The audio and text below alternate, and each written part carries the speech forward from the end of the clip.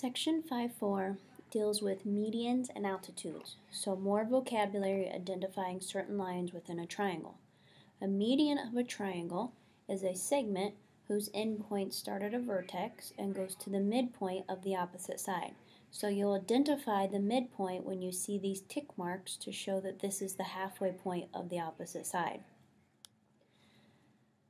The first theorem is talking about the concurrency of medians theorem. Remember, the concurrency means the point where all of the medians are going to intersect.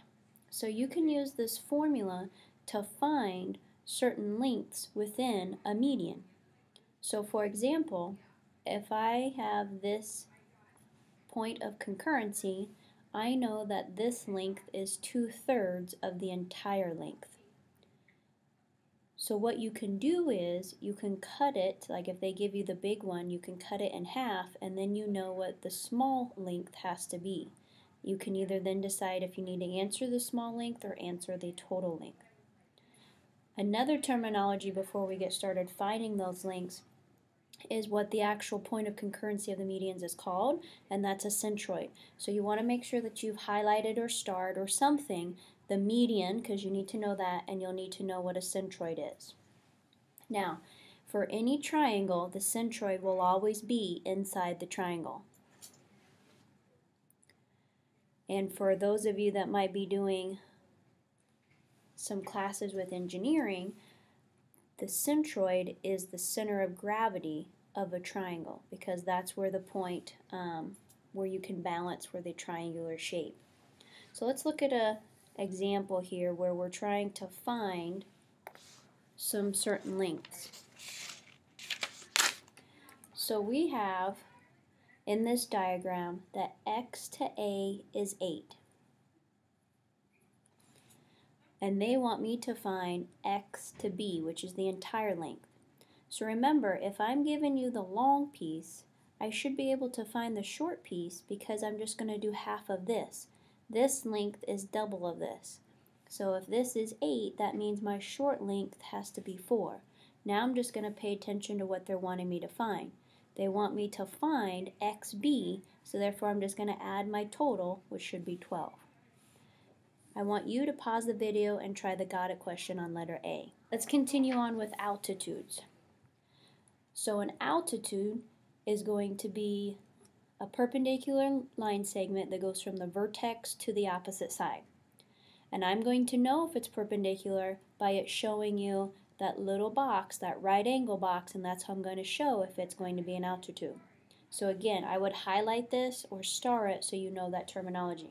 So these next questions is just practicing vocab. So in this triangle, it wants me to identify what PR is. Is it a median, an altitude, or neither? So when I look at PR, I see this right angle. So that tells me it's perpendicular. So that automatically tells me it has to be an altitude because it goes from the vertex to the opposite side and it's showing it's perpendicular. Now let's look at the next one. QT. QT goes here. So I see it goes from the vertex to the opposite side. Now I see these tick marks, which is indicating these two are congruent and this has to be the midpoint. So therefore it has to be a median because it goes from the vertex to the midpoint of the opposite side. I want you to pause the video and try the got it question. Within the got it question though, you do not have to explain since we kind of took care of that up here. So I just want you to identify which of those three it would be. For altitudes. Okay, so we had centroid and now we have orthocenter. For an orthocenter, it can be inside, it can be on it, or it can be outside depending on what triangle it is. If it was a centroid, remember that's always inside of the triangle because it's that center balance point. So what we're going to do is we're going to actually have to find the orthocenter. So we're going to have to graph what our altitudes are so that we can find our orthocenter. So this question gives me vertices, so I'm going to go ahead and plot those points. And then what I'm going to have to do is to find the orthocenter. So knowing an orthocenter, that means I'm going to have to find altitudes. And then I'm going to have to know what an altitude is. So an altitude, remember, is the perpendicular line that goes from the vertex to the opposite side. So the first thing I'm going to do is I'm going to find a horizontal line if there's any, and I'm going to go to the opposite vertex and just draw my perpendicular line, right? So if I'm doing horizontal, my perpendicular line would be vertical, and vice versa. If it's a vertical line, my perpendicular line would be horizontal. So this one will be easy to find because all I have to do is go to the opposite vertex, draw my line straight down, and if you want to put in that right box, you can. Now, finding the other one takes a little bit more work. So since we already used AC, we now have to use one of the other two sides. So pick one of these two sides. I decided to use BC, okay? You're going to count the rise and the run. You need to find the slope of BC.